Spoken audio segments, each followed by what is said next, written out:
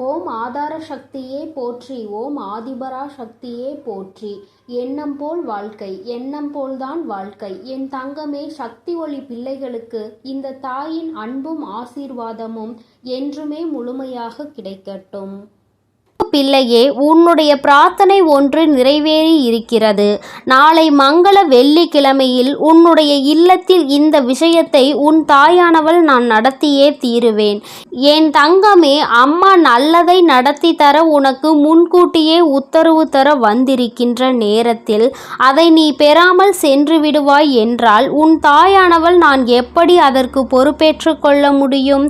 நீ பல விஷயங்களை இப்படிதான் நடக்கின்ற நேரத்தில் அது நடக்குமா நடக்காதா என்ற சந்தேகத்தோடு நடப்பதை கூட நிறுத்தி விடுகின்றாய்.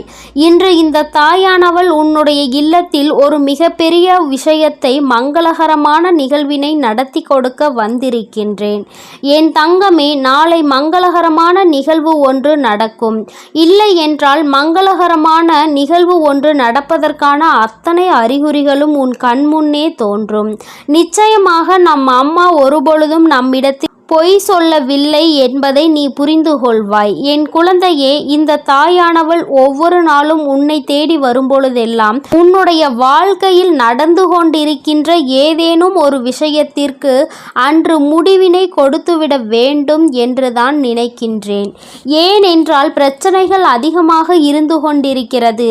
நாம் எல்லாவற்றையும் கண்டும் காணாமல் விட்டுவிடுவோம் என்றால் என் பிள்ளைக்கு வாழ்க்கையில் பிரச்சனைகள் இன்னும் அதிகமாகி விடுமே என்ற எண்ணத்தில்தான் அம்மா உனக்கான சில நல்ல விஷயங்களை கொண்டு வந்து உன்னை தேடி வருகின்றேன். இந்த தாயானவள் நிச்சயமாக உன் வாழ்க்கையில் அதனை நடத்தி கொடுப்பேன் என்று நீ நம்புகிறாய் அல்லவா? உன்னுடைய நம்பிக்கையை இந்த தாயானவள் நிச்சயமாக நான் காப்பாற்றி கொடுப்பேன் என்பதில் எந்த ஒரு மாற்று கருத்துமே கிடையாது. என் தங்கமே, நிச்சயமாக உன்னுடைய வாழ்க்கை உனக்கு கொடுத்திருக்கின்ற பல நல்ல விஷயங்களை இனி நீ கொஞ்சம் கொஞ்சமாக காணப்போகிறாய். உன்னுடைய கண்களுக்கு இனி நல்லது மட்டுமே தெரிய போகிறது. கெட்ட விஷயங்கள் எல்லாவற்றையுமே என் பிள்ளை உன்னுடைய வாழ்க்கையில் இருந்து நீ ஒதுக்கி வைக்க வேண்டும். என் தங்கமே, இன்று அம்மா சொல்கின்ற ஒரு விஷயத்தை நீ தெளிவாக புரிந்துகொள். என் தங்கமே, மனதிற்குள் தேவையில்லாத ஒரு விஷயம் ஓடிக்கொண்டே இருக்கிறது. என் நேரமும் அந்த விஷயம் உன்னை போட்டு குழப்பிக்கொண்டே இருக்கிறது.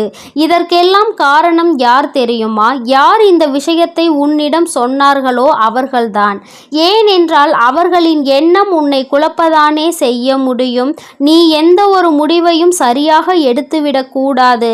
ஒருவேளை நீ சரியான முடிவினை எடுத்துவிட்டால் உனக்கு நிச்சயமாக வெற்றி கிடைத்துவிடும் என்பதற்காக தான் அவர்கள் உன்னை குழப்பம் அடைய செய்கின்றார்கள். இதுதான் விஷயம். இதை இப்படிதான் செய்ய வேண்டும் என்று ஒரு முறை நீ முடிவெடுத்து விட்டாயானால் நிச்சயமாக என் தங்கமே, அந்த விஷயத்தில் நீ தெளிவோடு இரு. யாருடைய பேச்சுக்கும் நீ மயங்காதே. என் தங்கமே, நிச்சயமாக அப்படி நீ செய்யும் பொழுதே வெற்றிக்கு மிக அருகில் நீ நின்று கொண்டிருப்பாய்.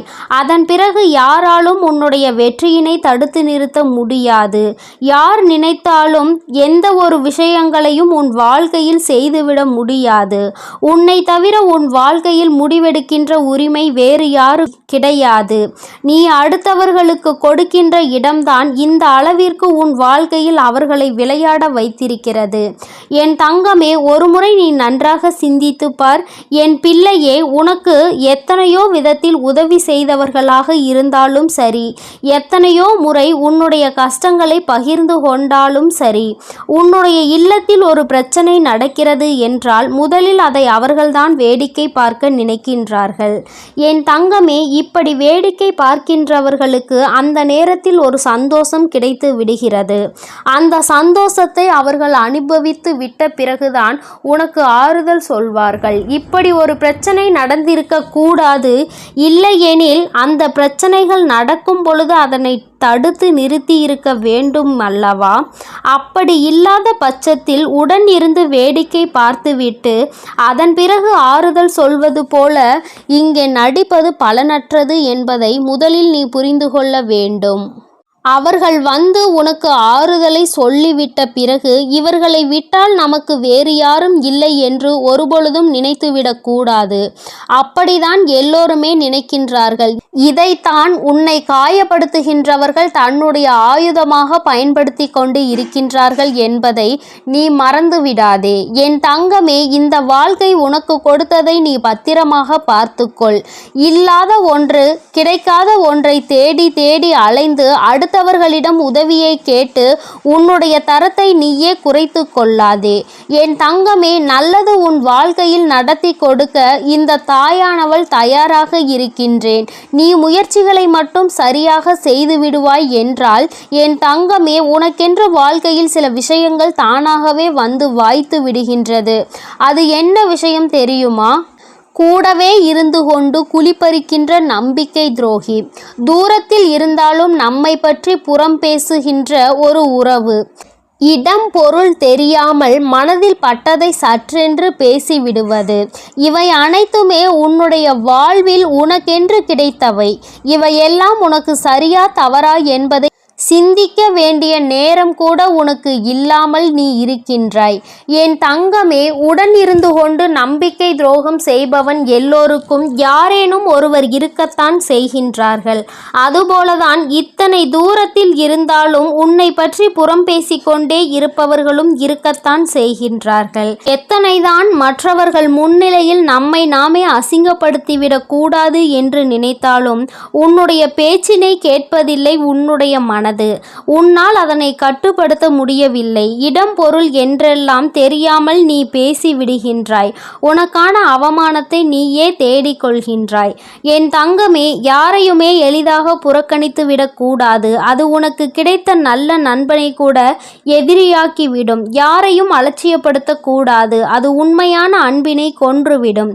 யாரையும் அவமானப்படுத்திவிடக் கூடாது. அது உயிரையே அழித்துவிடும். தவறு என்ற ஒன்று உன் கண்முன்னால் நடக்கிறது என்றால் அதை நீ உரைக்க சொல்ல வேண்டும்.